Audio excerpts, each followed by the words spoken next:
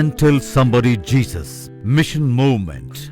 போய் சொல்லுங்கள் இயேசுவை. அர்ப்பணி இயக்கம். யார் நமது காரியமாய் போவான்? அறுப்பு மிகுதி. என் இந்தியா என் தேவாதி தேவனுக்கே என்று தாகத் தேடலுடன் தேடி அலைவோரின் எழுச்சிச் சங்கமமே போய் சொல்லுங்கள் அருட்பணி இயக்கமாகும். Go and tell somebody. அலுவலக முகவரி Go and Tell Somebody Missionary Movement, plot number 81, Bharati Nagar 5, KTC Nagar North, Tirunelveli, 627011. Cell 9941 24213.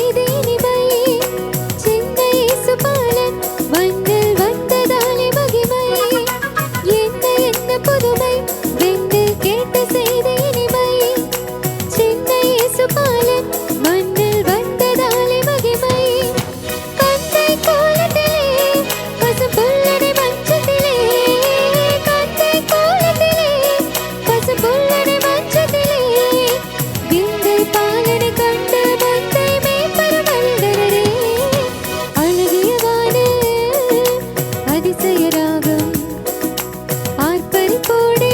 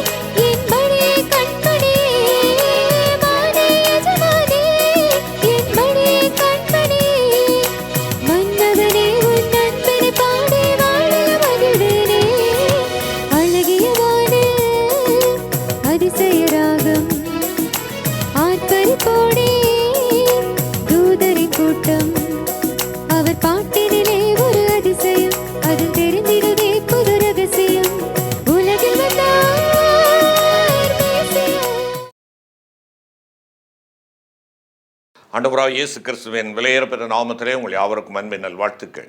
கர்த்தருடைய கிருபை உங்களோடு இருப்பதாக. எழுந்து கட்டுவோம் வாரீர் என்ற அந்த இதழ் வேண்டும் என்பவர்கள் நீங்கள் எங்களோடு தொடர்பு கொள்ளும்படியாக தயவாய் கேட்டுக்கொள்கிறோம். இது இலவசமான ஒரு பத்திரிகை. உங்களுடைய ஆவிக்குரிய ஜீவியத்திற்கு அதிக உதவியாக இருக்கும். நீங்கள் தொடர்ந்து வேண்டும் என்பவர்கள் உங்களுடைய முகவரி எங்களுக்கு கொடுக்கின்ற பொழுது உங்களுக்கு இலவசமாக அனுப்பப்படும். எங்களுக்காக ஊழியங்களுக்காக ஜெபிக்கிறவங்களுக்கு நன்றி கூறுகிறோம். தொடர்ந்து எங்களுடைய ஊழியங்களுக்காக ஜெபித்துக் கொள்ளுங்கள். கர்த்தருடைய கிருபை எங்களை தாங்கவும், எல்லா தேவைகளும் சந்திக்கப்படவும், மிஷனரிகளுடைய மாதாந்திர தேவைகள் சந்திக்கப்பட்டு அவர்கள் மகிமையாய் தேவனுடைய ஊழியத்தை செய்யவும் உங்களுடைய ஜெபங்களிலே நினைக்கும்படியாக அன்போடு கேட்டுக்கொள்கிறோம். எல்லா பகுதிகளிலும் இருக்கக்கூடிய மிஷனரிகளுக்கு நெருக்கங்கள் உண்டு. அவைகளை நாம் இந்த நேரத்திலே விவரித்து சொல்ல முடியாது. ஜெபியுங்கள். போராட்டம் மிகுந்த ஒரு காலத்திற்குள்ளாக இருக்கிறோம். பயங்கரமான எதிர்ப்புகளை சந்தித்து வருகிறார்கள் ஊழியர்கள். உங்களுடைய ஜெபம் மிக அவசியம். கர்த்தரை நோக்கி ஜெபித்து இன்றைய செய்திக்குள்ளாக செல்லுவோம். கிருபை நிறைந்த ஆண்டவரே, இந்த கிருபையின் காலங்களுக்காக உமக்கு ஸ்தோத்திரம். அப்பா, நீர் எங்கள் ஒவ்வொருவரையும் வழிநடத்த உம்முடைய கரத்திலே நாங்கள் அர்ப்பணிக்கிறோம். மீட்பர் இயேசு கிறிஸ்துவின் மூலம் வேண்டிக் கொள்கிறோம் நல்ல பிதாவே, ஆமென். பரிசுத்த லூக்கா எழுதின சுவிசேஷம் 18ஆம் அதிகாரம் 31 முதல் 43 முடிய உள்ள வசனங்களை பார்க்கின்ற பொழுது பரிசுத்த ஆவியானவர் இங்கே இடைபடுகிறதை நாம் பார்க்க முடியும். அருமையான கர்த்தருடைய பிள்ளைகளை, 2 விதமான மக்கள் கூட்டத்தை இங்கே காண்பிக்கிறார். ஒன்று, பார்வையோடு இருக்கிறோம் என்று சொல்லுகிற மக்கள் பார்வையற்றவர்களாக காணப்படுகிற பரிதாப நிலையை விளக்குகிறார். சரீர பிரகாரமாக பார்வையற்றவனாய் இருக்கிறவன் பார்வையை பெற்றுக்கொண்டு தேவனை மகிமைப்படுத்தியதையும் அங்கே விளக்குகிறார்.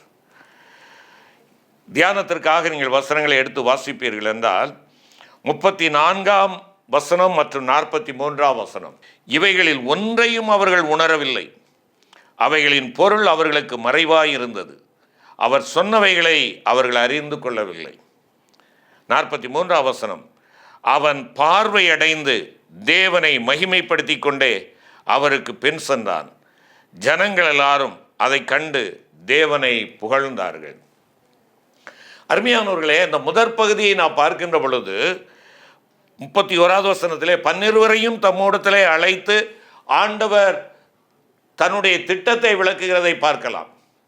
3.5 ஆண்டுகளாக சீடர்களை தெரிந்தெடுத்து அவர்களை தம்மோடு கூட இருத்தி அவர்களுக்கு கற்றுக் கொடுத்து தான் வந்ததனுடைய நோக்கம், மேசியாவினுடைய வேலை என்ன வேலை என்பதெல்லாம் அவர் வெகு வெகு தெளிவாக அவர்களுக்கு கற்றுக் கொடுத்தும் இப்பொழுது செல்லுகின்ற பொழுதும் ஆண்டவர் என்ன சொல்லுகிறார்?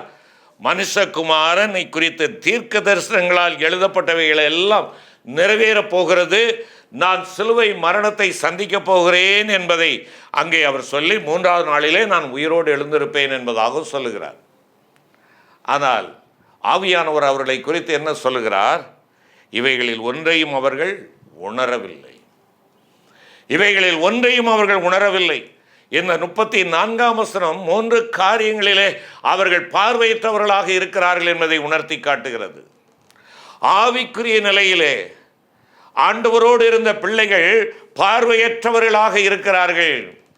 3.5 வருடம் இயேசு கிறிஸ்துவோடு இருக்கிறார்கள். இயேசு கிறிஸ்துவால் தெரிந்து கொள்ளப்பட்டவர்களாக இருக்கிறார்கள். இயேசு கிறிஸ்து சென்ற இடங்களிலெல்லாம் அவர்களும் சென்றார்கள். ஆம், சுகமாக்கியதை கண்டார்கள், குணமாக்கியதை கண்டார்கள், பசியாற்றியதை கண்டார்கள், கடலில் நடந்ததை கண்டார்கள், மரித்தவர்களை உயிரோடு எழுப்பியதை பார்த்தார்கள். எத்தனை எத்தனை அற்புதங்கள், அடையாளங்கள் எல்லாவற்றையும் பார்த்தார்கள். ஆனால் ஆண்டவரோடு கூட இருந்தும் ஆண்டவருடைய பணியின் நோக்கம் அவர்களுக்கு செவ்வையாய் சொல்லப்பட்டும் அவர்கள் அறிந்து கொள்ள முடியாதவர்களாக, புரிந்து கொள்ள முடியாதவர்களாக, உணர்ந்து கொள்ள முடியாதவர்களாய் காணப்பட்டார்கள். அருமையான தேவனுடைய பிள்ளையே, பாரம்பரிய கிறிஸ்தவர்களாக, பரம்பரை கிறிஸ்தவர்களாக நாம் காணப்படுகிறோம். எத்தனையோ ஆண்டுகளாக நாம் ஆண்டவருடைய ஆலயத்திற்கு செல்லுகிறோம். ஆண்டவருடைய வார்த்தை சொல்லப்படுகிறது, அவருடைய பாடு மரணங்கள் சொல்லப்படுகிறது. ஒவ்வொரு திருவிருந்து ஆராதனையிலேயும் ஆண்டவராகிய இயேசு கிறிஸ்துவின் பாடும் மரணங்களை நினைவு கூர்ந்தவர்களாக நாம் இருக்கிறோம். ஆனால் ஆலயத்தை விட்டு வெளியே வந்தவுடனே இவை எல்லாம் மறைந்து விடுகின்றனவா, மறந்து விடுகிறனவா? யோசித்துப்பார் தேவ பிள்ளையே. இங்கே ஆண்டவரோடு கூட இருந்தவர்கள் தான் விழுந்து போனார்கள். ஆண்டவரோடு கூட இருந்தவர்கள் தான் பார்வையற்ற நிலைக்குள்ளாக தள்ளப்படுகிறார்கள். அங்கே பார்ப்போம் என்றால் இவைகளில் ஒன்றையும் அவர்கள் உணரவில்லை. அவர்களுடைய இருதயமானது குருடாயிருந்தது. இருதயத்திலே பார்வையற்றவர்களாயிருந்தார்கள். அவர்கள் இருதயம் உணர்வில்லாததாயிருந்தது. அருமையான சகோதரனே, சகோதரியே, தேவனுடைய அன்பு உன்னுடைய இருதயத்திலே ஊற்றப்பட்டிருக்கும் என்றால், தேவனுடைய அன்பின் கயிற்றினாலே கட்டி எடுக்கப்பட்டவனாக நீ இருப்பாய் என்றால், நீ உன் ஆண்டவரோடு கூட பயணிக்கின்றதான வேளையிலே தேவனை நீ வெளிப்படுத்துகிறவனாக இருக்க வேண்டும்.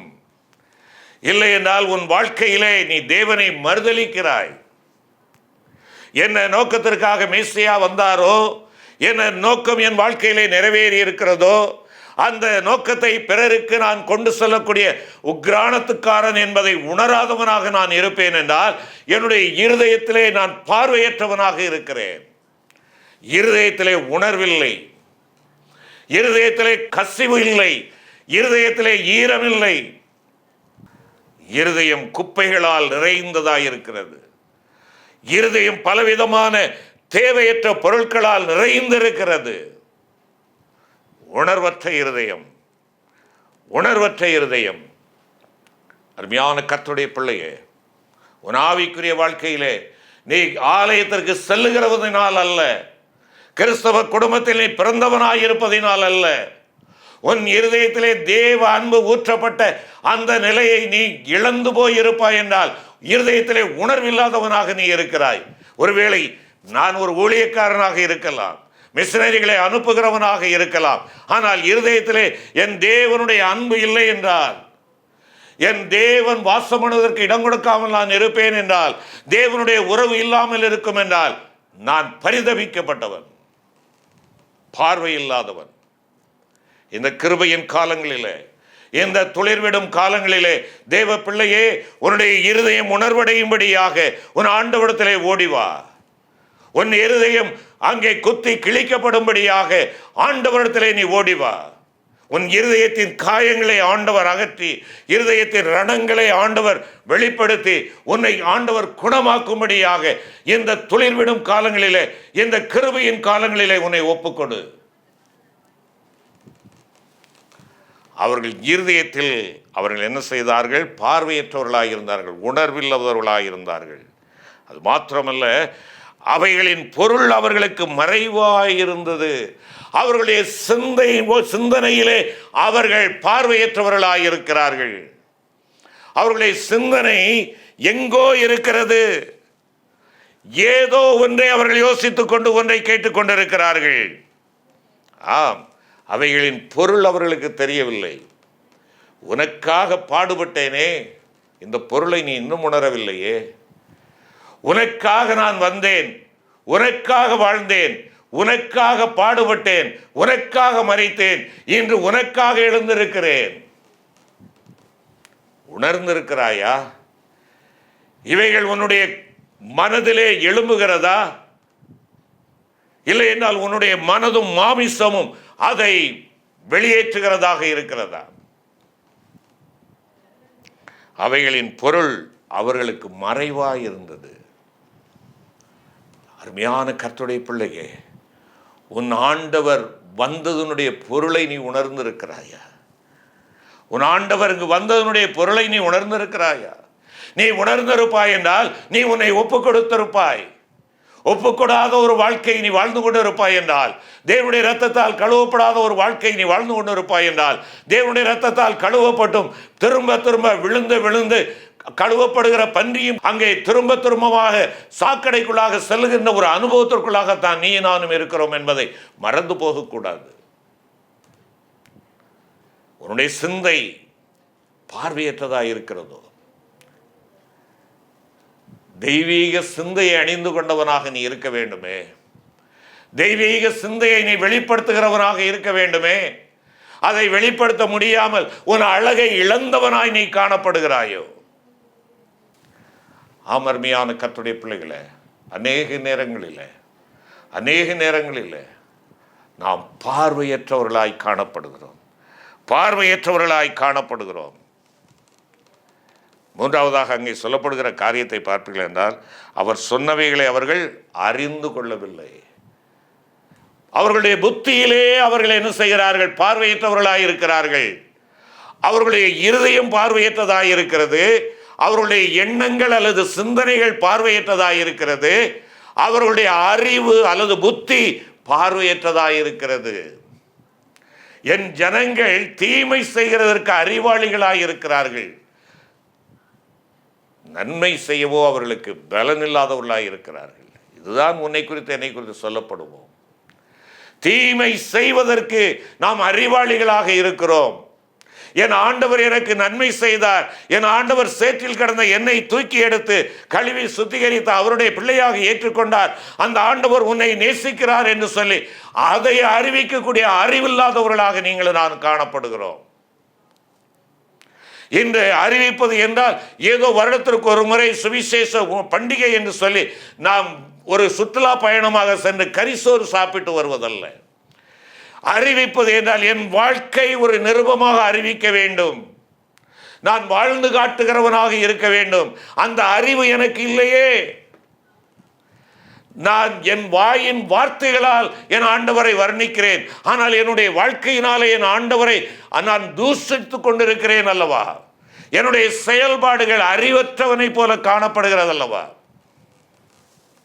ஆவிக்குரிய நிலையிலே நீங்கள் பார்வையுடையவர்களாக இருக்கிறீர்களா? உங்களுடைய இருதயம் தேவ அன்பினால் நிறையப்பட்டிருக்கிறதா?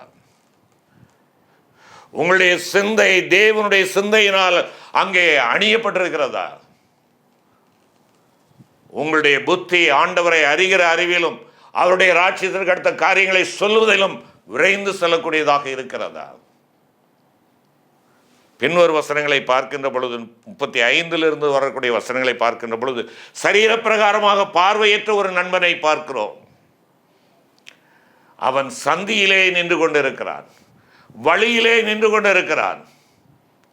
வழியிலே நிற்கின்ற காரியம் மிகுந்த வேதனையான ஒரு காரியம் என்பதை உணர வேண்டும். நாம் பார்வையுடையவர்களாயிருந்து நாம் வழியிலே நடந்து சொல்லுகின்ற பொழுது கூட அநேக நேரங்களிலே இடறி விழுகிறோம், தடுமாறி விடுகிறோம், கால் இடறி விடுகிறோம், எத்தனையோ விபரீதங்களை சந்திக்கிறவர்களாய் இருக்கிறோம். ஆனால் உண்மையாகவே எழுத்தின் பிரகாரமாக பார்வையற்றவனாய் இருக்கிற ஒருவன் அந்த சந்தியிலே நிற்கிறான் என்றால் யாருடைய உதவியும் இன்றி அவன் அந்த சாலையை கடக்க முடியாது. அவனுடைய வாழ்க்கையை தவிப்பு நிறைந்ததாக இருக்கும், அவனுடைய வாழ்க்கை தடுமாற்றம் நிறைந்ததாக இருக்கும். பசியுள்ள ஒரு வாழ்க்கை, யாராவது புசிப்பதற்காக என்னுடைய பசி ஆற்றுவதற்காக யாராவது உதவி செய்ய மாட்டார்களா என்று சொல்லி யாசகமான ஒரு வாழ்க்கை அங்கே காணப்படுகிறது. அவர்களுடைய பாதையெல்லாம் இருளாயிருக்கிறது. இது எழுத்தின் பிரகாரமான இந்த பார்வையற்ற நண்பனுடைய நிலை. அருமையான கர்த்தருடைய பிள்ளையே, நீ சந்தியிலே நின்று கொண்டிருக்கிறவனாக இருப்பாய் என்றால், வீதியிலே நின்று கொண்டிருக்கிறவனாய் இருப்பாய் என்றால், உன்னுடைய வாழ்க்கை ஆவிக்குரிய வாழ்க்கையிலே நீ இன்னும் தீர்மானம் எடுக்க முடியாதவனாக இருமனமுடையவனாக வழியிலே நின்று கொண்டிருப்பாய் என்றால் இன்றை யோசித்துப்பார். நல்ல வழி எது என்று பார்த்து ஆண்டவரிடமாய் திரும்பு. பூர்வ பாதைகள் எவை என்று கேட்டு ஓடிவா. இன்னும் நின்று கொண்டிருக்கிறாயோ, தவிப்போடு இருக்கிறாயோ, தடுமாற்றம் உள்ளவனாய் இருக்கிறாயோ, வேதனை நிறைந்தவனாய் நீ இருக்கிறாயோ, இருளான ஒரு வாழ்க்கை உனக்கு காணப்படுகிறதோ, நீ இருளுக்கு நேராக நீ சென்று கொண்டிருக்கிறாயோ, அருமையான கர்த்தருடைய பிள்ளையை, கிருபையின் காலத்தை ஆண்டவர் உனக்கு கொடுத்திருக்கிறார். இருளுள்ள ஜனங்கள் பெரிய வெளிச்சத்தை கண்டார்கள். அந்த வெளிச்சமாக ஆண்டவர் வந்தார். உன்னத அருணோதயமாக வந்து உதித்தார் ஆண்டவர்.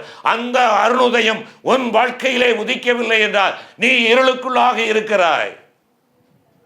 ஆண்டவருடைய ஜீவ வசனமாகிய அந்த பரலோக மன்னா உனக்காக எனக்காக கொடுக்கப்பட்டிருக்கிறது.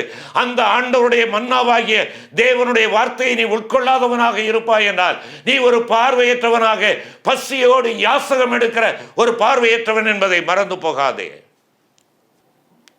அருமையான கர்த்தருடைய பிள்ளையே, இங்கே சந்தியிலே நிற்கிற பரிதாபமான நிலையை நாம் இங்கே பார்க்கிறோம்.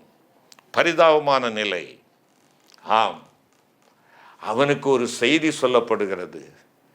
மக்கள் திரளாய் நடக்கிற சத்தத்தை கேட்கிறான். அது என்ன என்று கேட்கிறான். அறிந்து கொள்ளும் ஒரு ஆற்றல்.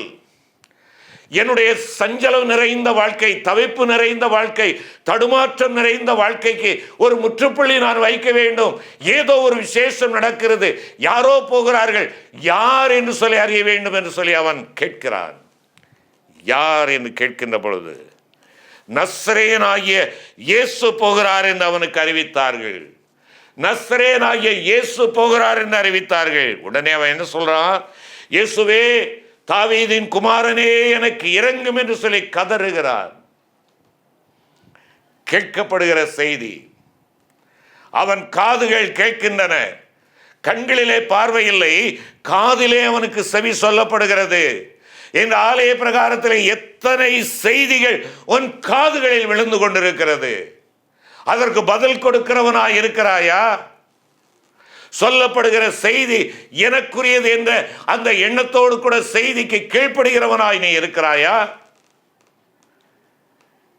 என்னை சுட்டிக்காட்டி பேசுகிறார், யாரோ சொல்லிக் கொடுத்து பேசுகிறார் என்று சொல்லி போதகம் பண்ணுகிறவர்களை குறித்து வியாக்கியானம் பண்ணுகிறோமே. எத்தனை செய்திகள், எத்தனையான கிருபையின் காலங்கள். யோசித்துப்பார். உன் வயதிற்கேற்றபடி உனக்கு கிருபையின் காலங்களை கொடுத்திருக்கிறார். எத்தனை முறை ஆலயத்திற்கு செல்லுகிறாய், எத்தனை வாக்கியங்கள் உனக்கு சொல்லப்படுகிறது. சொல்லப்பட்ட வார்த்தைகள் உன் வாழ்க்கையிலே செயல்படுகிறதா இருக்கிறதா? மாற்றத்தை கொண்டு வந்திருக்கிறதா? இல்லைனால் நீ பார்வையற்றவனாகவே நீ இருக்கிறாயா? உன்னுடைய செவியும் மந்தமாக அடைபட்டதாக இருக்கிறதா? நஸ்ரேயனாகிய இயேசு போகிறார். நஸ்ரேயனாகிய இயேசு போகிறார். உடனே அவன் கூறுகிறான், இயேசுவே, என் இரட்சகரே, தாவீதின் குமாரனே, என் ராஜாவே, எனக்கு இரங்கும் என்று சொல்லி கேட்கிறான். அவன் சட்டம் பேசவில்லை, நியாயம் பேசுவதற்கு வரவில்லை.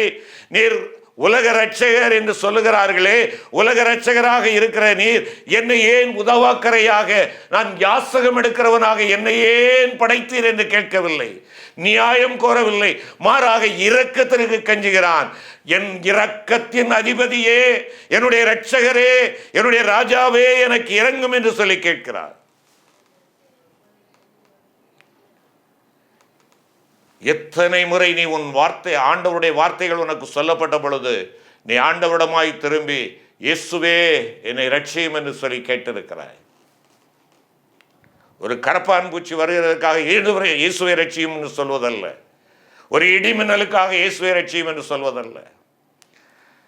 மெய்யாகவே ஆண்டவரே, உன்னுடைய ரட்சிப்பு எனக்கு அவசியம். உன்னுடைய இரத்தத்தினால் என்னை கழுவும். நான் மறுபிறப்படைந்தவனாய் காணப்பட வேண்டும். என் பாவம் நிவர்த்தியாக்கப்பட வேண்டும். எனக்கு இரங்கும் என்று சொல்லி நீ கேட்க வேண்டும். அவன் இந்த வார்த்தையை கேட்டு, இயேசுவே, தாவீதின் குமாரன் எனக்கு இரங்கும் என்று சொன்ன பொழுது அங்கு ஒரு கூட்டம் என்ன செய்கிறது? வசைபாடுகிறது. அவனுக்கு எதிர்த்து நிற்கிறது. அவனை அதட்டுகிறது. அவனை அதட்டினார்கள். எதிர்ப்புகள் ஏற்படுகின்றன. நீயும் நானும் ஆண்டவரை ஏற்றுக்கொள்ளுகின்ற பொழுது ஏற்படுகிற எதிர்ப்புகளை கண்டு கலங்காதே. நீ ஆண்டவருடைய வழியிலே நடப்பதை குறித்து நீ கவலைப்படாதே. யார் தூற்றுவார் தூற்றட்டும், யார் வேண்டும் என்றாலும் என்ன வேண்டும் என்றாலும் சொல்லட்டும், நீ மாத்திரம் இரட்சகரை உறுதியாய் பற்றிக்கொள். அவன் கூப்பிட்ட உடனே, முன்னை விட அதிகமாய் கூப்பிடுகிறான். கூப்பிட்ட உடனே அங்கு வேதம் சொல்லுகிறது, இயேசு நின்று அவனை தம்மிடத்தில் கொண்டு வரும்படி சொன்னார். இயேசு நின்று அவனை தம்மிடத்தில் கொண்டு வரும்படி சொன்னார். உனக்காக நிற்கிற ஆண்டவர், உனக்காக நிற்கிற ஆண்டவர், உனக்காக பாடுகளை ஏற்றுக்கொண்ட ஒரு ஆண்டவர், உனக்காக ரத்தம் சிந்தி உன்னை மீட்டெடுத்த ஆண்டவர் நின்று கொண்டிருக்கிறார். தேவ பிள்ளையே, சகோதரனே, சகோதரியே, நீ பார்வையடையும்படியாய், பாவ குருட்டிலிருந்து நீ விடுதலை பெறும்படியாய், பார்வையற்ற அக்கிரம குருட்டிலிருந்து நீ விடுபடும்படியாய் உன் ஆண்டவர் நின்று கொண்டிருக்கிறார். உன்னை அழைக்கிறார். என்னிடத்திலே வா, என்னிடத்திலே வா, நான் கடந்து செல்ல போகிறேன், நான் கடந்து செல்லும் முன்பாக நீ என்னிடத்திலே வா. ஆம், ஆண்டவர் எந்நாளும் நின்று கொண்டிருக்க மாட்டார். அவர் கடந்து போகிறவர் போல் காணப்பட்டார். ஆண்டவரே, நீர் எங்களை விட்டு போக வேண்டாம், இருளும் வந்து விட்டது, எங்களோடு தங்க வாரும் என்று சொல்லி அழைத்த சீடர்களுடைய வீட்டிலே தங்கினார். அவர்களுக்கு உணவு கொடுத்தார். உணவு வேளையிலே தன்னை வெளிப்படுத்தினார். கடந்து போகிறவர் போல் காணப்படுகிற ஆண்டவர். அவர் நின்று கொண்டிருக்கிற வேளையிலே நீ ஓடி வா. அவர் கடந்து விட்டார் என்றால் உன்னால் ஒன்றும் செய்ய முடியாது. கடலிலே 4ஆம் ஜாமத்திலே நடந்து போகிறார். மக்கள் கப்பலிலே இருக்கிறார்கள். அவர் அவர்களை கடந்து செல்கிறவர் போல் காணப்பட்டார். கடந்து செல்கிறவர் போல் காணப்பட்டார். அவரை ஏற்றுக்கொள்ள மனதாயிருந்தார்கள். அக்கறை சேர்ந்தார்கள். நீ அக்கறை சேர வேண்டும் என்றால் உன் மீது அக்கறை உள்ள ஒரு ஆண்டவரை நோக்கிப்பார். உன் மீது அக்கறை உள்ள ஒரு தேவனை நோக்கிப்பார். உனக்காக நின்று கொண்டிருக்கிறார். உனக்காக நின்று கொண்டிருக்கிறார். விசுவாசத்தோடு வா. உன் விழுந்து போன காரியங்களை உன் ஆண்டவரிடத்திலே சொல். அதுதான் உபவாசம். அவரிடத்திலே மனஸ்தாபத்தோடு அவரிடத்திலே ஓடிவா. மன்னிப்பு கேள். நீ மனம் திரும்பி ஆண்டவரை உறுதியாய் பற்றிக்கொள். என்னை கேட்டுக்கொண்டிருக்கிற அருமையான சகோதரா சகோதரி, இயேசு நின்றார். இயேசு அழைத்தார். உனக்காக நின்று கொண்டிருக்கிறார். வாசற்படியிலே நின்று கதவை தட்டி கொண்டிருக்கிறேன் என்று சொல்லுகிறார். இந்த 2025ஆம் ஆண்டில் இந்த கிருபையின் காலங்களிலே உன் இருதயத்தை தட்டி கொண்டிருக்கிறேன், கதவை திறக்க மாட்டாயா என்று கேட்கிறார். கதவை திறந்து கொடுக்க மாட்டாயா? கதவை அடைத்து கொண்டு பார்வையற்றவனாக நீ காணப்படுகிறாயா? அழைத்தார். நான் உனக்கு என்ன செய்ய வேண்டும் என்று இருக்கிறாய்? நான் உனக்கு என்ன செய்ய வேண்டும் என்று இருக்கிறாய்? இன்றைக்கு மற்றவர்கள் நீ என்ன செய்கிறாய் என்று சொல்லி கேட்கின்ற காலத்திலே என் ஆண்டவர் உன்னிடத்திலும் என்னிடத்திலையும் நான் உனக்கு என்னப்பா செய்ய வேண்டும் என்று கேட்கிறார். நான் பார்வையடைய வேண்டும். நான் பார்வையடைய வேண்டும். என்னுடைய பார்வையற்ற தன்மை மாற வேண்டும். தேவனுடைய வசனத்திற்கு விரோதமாக இருக்கிற என்னுடைய பார்வையற்ற தன்மை மாற வேண்டும். கள்ள உபதேசங்களுக்கான அந்த நாட்டத்தை கொண்டிருக்கிற என்னுடைய பார்வை மாற வேண்டும். உலக பிரகாரமான ஆசீர்வாதத்திற்காகவே ஓடி ஓடி நான் ஆலயத்திற்கு வருகிற அந்த வருகை, அந்த பார்வையற்ற அந்த வருகையானது மாற்றப்பட வேண்டும். நான் உம்முடைய பிள்ளையாய் உம்மோடு பயணிக்க வேண்டும். அவன் பார்வையடைந்தான். தேவனை மகிமைப்படுத்தினான். அவருக்கு பின் சென்றான். அவன் மூலமாய் ஜனங்கள் தேவனை மகிமைப்படுத்தினார்கள். இந்த லெந்து காலம் உனக்கும் எனக்கும் கொடுக்கப்படுவது அதற்காகத்தான். நீ பார்வையடைய வேண்டும்.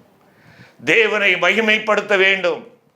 இழந்து போன உன் சந்தோஷத்தை நீ திரும்ப பெற்றுக்கொள்ள வேண்டும். இழந்து போன தேவனுடைய உறவை நீ திரும்ப உனக்கு சொந்தமாக்கி கொள்ள வேண்டும்.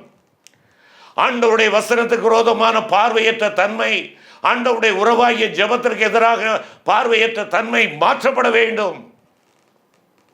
தேவனை மகிமைப்படுத்த வேண்டும்.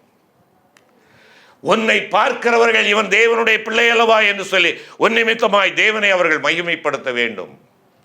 இந்த கிருபையின் காலங்களில் இழந்து போன இந்த ஆசீர்வாதங்களை ஆண்டவரே திரும்ப எனக்கு தாரும் என்று சொல்லி நான் பார்வையடைய வேண்டும். இருதயத்திலே, என்னுடைய சிந்தையிலே, என்னுடைய அறிவிலே, என்னுடைய புத்தியிலே நான் பார்வையடைந்தவனாக, தவிப்பற்றவனாக, சஞ்சலப்படாதவனாக, என் தேவனுக்கு சொந்தமானவனாக ஒரு விசையினை மாற்றும் என்று சொல்லி நீ ஆண்டவருடைய கரத்திலே ஒப்புக்கொடு. ஜெபிப்போம். மகத்துவமுள்ள தேவனே, நாங்கள் ஆவிக்குரிய நிலைமையிலே பார்வையற்றவர்களாய் காணப்படுகிறோம். எங்களுடைய இருதயமான உணர்வற்றதாக, பார்வையற்ற தன்மை கொண்டதாக இருக்கிறது. தேவன் இருக்க வேண்டிய இடத்துல தேவையற்றவைகள் பூர்ந்து கொண்டிருக்கின்றன. எங்களுடைய சிந்தை கரைப்பட்டதாக, பார்வையற்றதாக இருக்கிறது. கிறிஸ்துவின் சிந்தையை நாங்கள் நிராகரித்தவர்களாய் காணப்படுகிறோம். பார்வையற்றவர்களாய் காணப்படுகிறோம். நாங்கள் எதற்காக அழைக்கப்பட்டோம், எதற்காக உம்முடைய பிள்ளைகள் என்று சொல்லப்படுகிறோம் என்பதை அறியாத அறிவிலிகளாக, ஆண்டவரே, அறிவற்றவர்களாக, எங்களுடைய புத்தியிலே நாங்கள் பார்வையற்றவர்களாக இருக்கிறோம். நாங்கள் அறிய வேண்டும், அறிந்தவரை நாங்கள் அறிவிக்க வேண்டும் என்பதை உணர்ந்தவர்களாக இந்த நாட்களிலே எங்களுடைய நிர்விசாரங்கள், சோம்பல்கள் எல்லாவற்றிலிருந்து எங்களை விடுதலையாக்கி இந்த கிருபையின் காலங்களிலே எங்களை புதுப்பியும். மீட்பர் இயேசுவின் மூலம் வேண்டிக் கொள்கிறோம் நல்ல பிதாவே. ஆமென்.